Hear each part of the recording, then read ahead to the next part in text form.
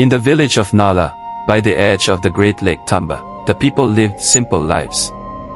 They fished in the waters, farmed the rich soil, and gathered each evening to share stories around the fire. But there was one story that everyone knew, a story that was whispered among the women when the night was dark and the moon was high, the story of Omoni, the Mermaid King. Omoni was said to be the most powerful creature in the lake, a king who ruled the waters with strength and grace. He was beautiful, with skin that glistened like the scales of a fish and eyes that shone with the light of the moon. But what the women of Nala spoke of most was not his beauty or his power. It was his manhood, a part of him that was larger than life, something that made them yearn for him with a hunger they could not explain. The women of Nala were drawn to Omoni like moths to a flame. They dreamed of the night he might rise from the water and choose one of them, of the moment they might feel his touch and know the pleasure that only he could give. For it was said that those who lay with Omoni would be blessed, that they would carry his child, a child born of the water, with the strength and beauty of the Mermaid King himself. One by one, the women of the village found themselves at the water's edge, staring out over the lake with longing in their hearts. They whispered his name in the dark, hoping to catch his attention, hoping to be the one he would choose. And in the still of the night, when the moon was full and the air was thick with the scent of the water, Omoni would appear, his body rising from the lake like a shadow, his eyes searching for the one who called to him. When Omoni chose a woman, he would take her in his arms, his touch sending shivers down her spine. His body was cool and smooth, his muscles rippling beneath his skin as he held her close. And when he took her, it was like nothing she had ever felt before. The women of Nala would gasp and moan in his embrace, their bodies trembling with pleasure as they gave themselves to him completely. In the morning, Omoni would be gone, slipping back into the water like a whisper, leaving the woman he had chosen to return to her life, her body heavy with the promise of a child. And as the days passed, her belly would grow, and she would know that she had been blessed by the Mermaid King. But the blessing was not without its cost. For as the women of Nala gave birth to their children, they found that they could not forget Omoni. They dreamed of him at night, their bodies aching for his touch, their hearts longing for the pleasure he had given them. They yearned for him with a hunger that could not be satisfied, a hunger that grew stronger with each passing day. Stella was one of the women who had been touched by Omoni. She was young, beautiful, and full of life, but after her night with the Mermaid King, she could think of nothing else. She dreamed of him every night, her body burning with desire, her heart aching with longing. She watched her belly grow, knowing that the child she carried was a gift, but also a reminder of the pleasure she had known, a pleasure she could never forget. As the months passed, Stella's desire for Omoni only grew stronger. She found herself at the water's edge every night, staring out over the lake, hoping to see him again. But Omoni did not return. He had taken her once, and now he was gone, leaving her with nothing but memories and a longing that would not fade. The other women in the village felt the same. They, too, had been blessed by Omoni, and now they were left with the same yearning, the same hunger. They whispered to each other in the dark, sharing their dreams, their desires, their fears. They spoke of the pleasure they had known, and the children they carried, children who would soon be born, children who would never know their father. But as the days turned to weeks and the weeks to months, something strange began to happen in the village of Nala. The women who had been with Omoni found that their children were not like other children. They were strong, yes, and beautiful, with eyes that shone like the moon and skin that glistened like the water. But they were also different in ways that no one could explain. They did not cry like other babies, and they did not laugh. They were quiet, too quiet, and their eyes held a depth that made the women uneasy. Stella's child was born one night under the full moon, a beautiful boy with skin as smooth as the lake and eyes as dark as the deepest water. But as she held him in her arms, she felt a chill run down her spine. The baby did not cry, did not make a sound. He simply stared up at her with those dark, unblinking eyes, and Stella felt a wave of fear wash over her. She had dreamed of this moment, of holding Omoni's child in her arms, but now that it was here, she felt only dread. What had she done? What kind of child had she brought into the world? And what did it mean for her, for the village, for the future? The other women felt the same. As their children were born, one by one, they found themselves gripped by the same fear, the same uncertainty. They had yearned for Omoni, had given themselves to him willingly, but now they were left with children who were not quite human, children who carried the mark of the Mermaid King in ways they could not understand. The villagers began to whisper, their fear growing with each passing day. They spoke of the children in hushed tones, afraid of what they might become, afraid of what they had done. And as the children grew, so did their fear.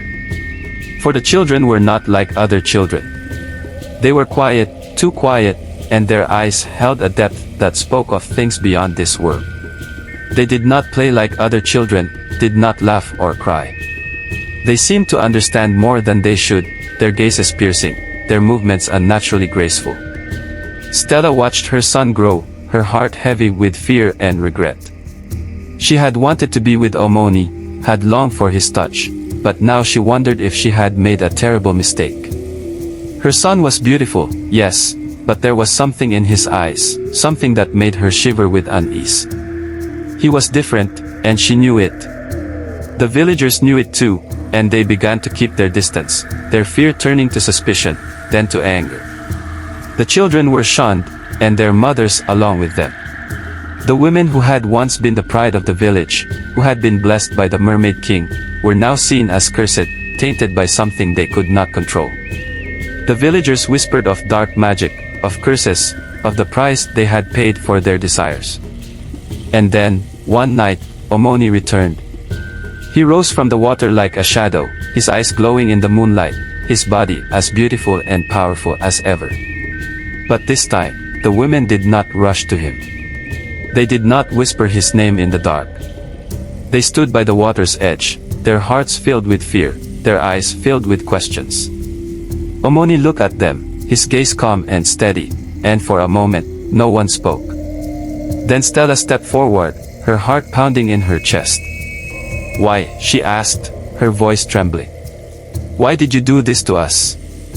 Omoni's gaze softened, and he reached out to touch her cheek, his hand cool against her skin. "I did not mean to harm you, Stella," he said, his voice like the sound of the waves. "I gave you a gift that is more precious than anything in this world." Stella shook her head, tears streaming down her face. "But our children, they are not like other children. They are different, and we do not understand them. We are afraid, Omoni. We are afraid of what they might become." Omoni's expression grew sad, and he looked away, out over the lake. "They are special, Stella. They are the future, a new generation that will change the world. But I understand your fear. You did not ask for this, and I did not explain. I am sorry." Stella's heart ached as she listened to his words, but she could not shake the fear that gripped her. What will happen to us? What will happen to our children? Omoni looked at her, his eyes filled with an emotion she could not name. "That is up to you, Stella. The future is not written. It is shaped by the choices we make. Your children are special, but they are also yours. Love them, guide them, and they will grow into something beautiful. But fear them, and they will become what you fear." Stella's heart pounded in her chest as she listened to his words, and she knew that she was standing at a crossroads. She could choose to love her son, to accept him for who he was, or she could let her fear consume her, and in doing so, lose him forever. She looked into Omoni's eyes, her heart filled with a mixture of emotions, fear, anger, love, and longing. And in that moment, she made her choice. "I will love him," she said, her voice steady. "I will love him, and I will teach him to be strong, to be kind, to be good. I will not let my fear control me." Omoni smiled, his eyes shining with pride. "You are brave, Stella. Braver than anyone I have ever known.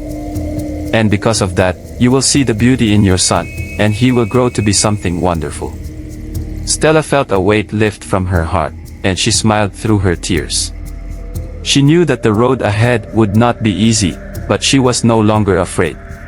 She would love her son, and she would teach him to be strong, to be kind, to be good. And in doing so, she would shape the future in a way that only a mother could. Omoni nodded, his eyes filled with a deep emotion. "Goodbye, Stella," he said softly. "And thank you." With that, he turned and slipped back into the water, disappearing beneath the waves. Stella watched him go, her heart filled with a mixture of sadness and hope. She knew that she would never see him again, but she also knew that she would carry his memory with her forever. As the sun began to rise over the lake, Stella turned and walked back to the village, her son cradled in her arms. The future was uncertain, but she was ready to face it, knowing that she had the strength to shape it into something beautiful.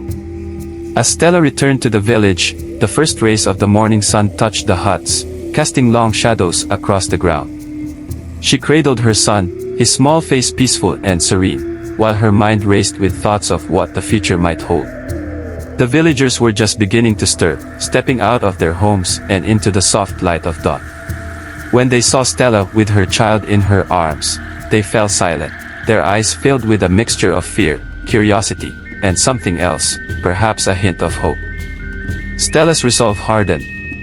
She knew that the other women, those who had also given birth to Omoni's children, were struggling with the same fears. They stood at the edges of the village, holding their own children, their faces drawn with worry. Stella approached them, her steps slow but determined, her heart pounding with the weight of what she had to say. One by one, the women gathered around her, their eyes locked on the child in her arms. The tension in the air was thick, but Stella did not hesitate. She raised her head, meeting their gazes with steady eyes. "We are afraid," she began, her voice strong but gentle, "but we must not let that fear control us. These children, our children, are special. They are a part of us, and it is up to us to guide them, to love them, and to help them become the people they are meant to be." The women looked at each other, their faces etched with uncertainty. One of them, a woman named Hannah, stepped forward. She had given birth to a daughter just a few days before, and like Stella, she had felt the strange, unsettling connection to her child. "But what if they are dangerous?" Hannah asked, her voice trembling. "What if they bring harm to the village? How can we protect ourselves?" Stella shook her head, her heart heavy with the weight of their shared fears. "We protect ourselves by teaching them to be good, to be kind. We raise them with love, not fear. Omoni told me that the future is not written, that it is shaped by the choices we make. If we choose love, then our children will grow into something beautiful. But if we choose fear, they will become what we fear." Hannah looked down at her daughter, her expression softening as she gently stroked the child's cheek. The other women watched, their hearts touched by Stella's words, but still uncertain. They had all experienced the same longing for Omoni, the same deep desire, and now they faced the consequences of that longing. But Stella's courage gave them strength, and they began to see that perhaps there was another way, a way forward that did not involve fear or rejection. As the days passed, the women began to meet regularly, gathering at Stella's home to share their experiences, their hopes, and their fears. They talked about their children, about the strange and wonderful things they did, about the way they seemed to understand the world in ways that other children did not. They supported each other, comforting one another on the difficult days, and celebrating the small victories. Slowly, a sense of community began to form, a bond between the women that was forged in the fires of their shared experience. The children grew quickly, their bodies strong and agile, their minds sharp and curious. They were different, yes, but they were also a source of wonder and pride. They moved with an unnatural grace, their eyes always alert, always watching. The villagers noticed, and while some still whispered in fear, others began to see the children for what they were, miracles, born of the lake, and blessed with gifts that no one could fully understand. But not all was peaceful. There were those in the village who could not accept the children, who saw them as a threat to their way of life. A small group of men, led by a man named Kolechi, began to speak out against them, claiming that the children were cursed, that they would bring ruin to the village. Kelechi was a strong man, respected by many, and his words carried weight. He spoke of ancient stories, of warnings passed down through generations about creatures of the water who would bring destruction to those who welcomed them. Kelechi's words stirred up fear and anger among some of the villagers. They began to avoid the children and their mothers, shunning them in the streets, whispering behind their backs.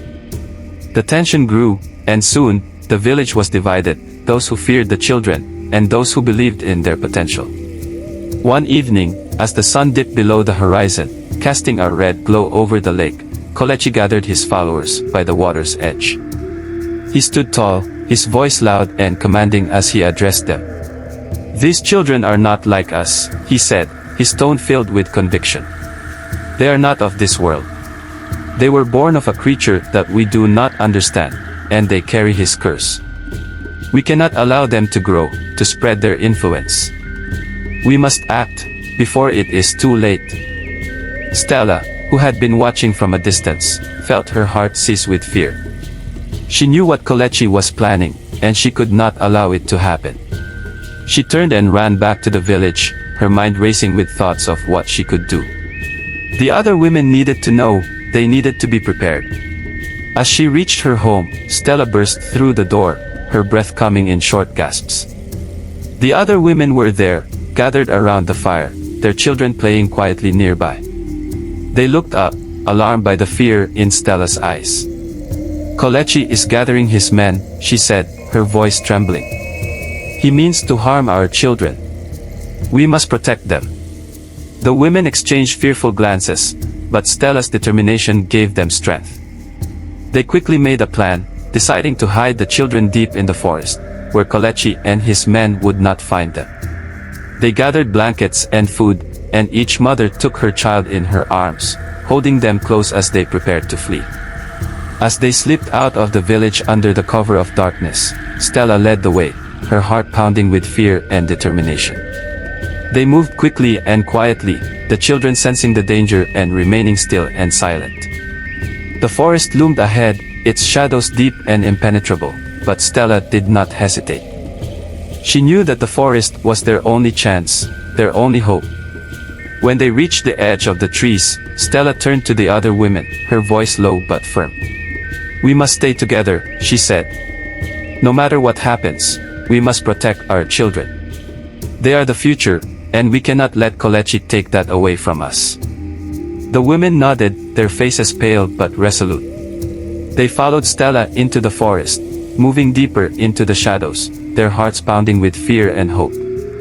The children clung to their mothers, their eyes wide and alert, their small hands clutching at the fabric of their dresses.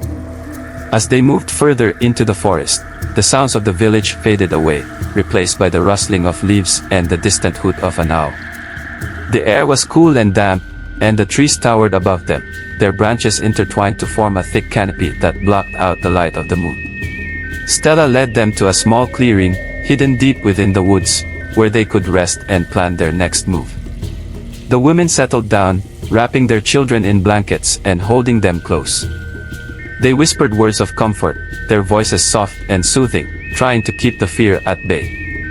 But as the night wore on, and the darkness deepened, the sense of dread grew stronger. Stella sat at the edge of the clearing, her eyes scanning the forest for any sign of movement. She could feel the weight of the responsibility on her shoulders, the burden of protecting not just her own child, but all the children. She knew that Kelechi and his men would not give up easily, that they would search the forest until they found them. And when they did, they would show no mercy. As the first light of dawn began to filter through the trees, Stella felt a presence beside her. She turned and saw Omoni, his form shimmering in the early morning light, his eyes filled with a deep sadness. "They are coming," he said, his voice barely above a whisper. Stella nodded, her heart heavy with fear. "What can we do?" she asked, her voice trembling. Omoni looked at her, his expression unreadable. "There is one way," he said slowly, "but it is dangerous. It will require great sacrifice." Stella's heart skipped a beat. "What do you mean?" Omoni sighed, his gaze distant. The children are not just human, Stella. They are part of the lake, part of me. They have the power to protect themselves, to protect you. But to do so, they must return to the water, where they belong. They must become one with the lake, and in doing so, they will lose their humanity. Stella felt a wave of despair wash over her. But they are our children. We can't lose them.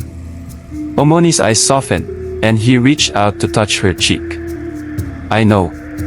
But if you do not act, you will lose them anyway. Kelechi and his men will show no mercy.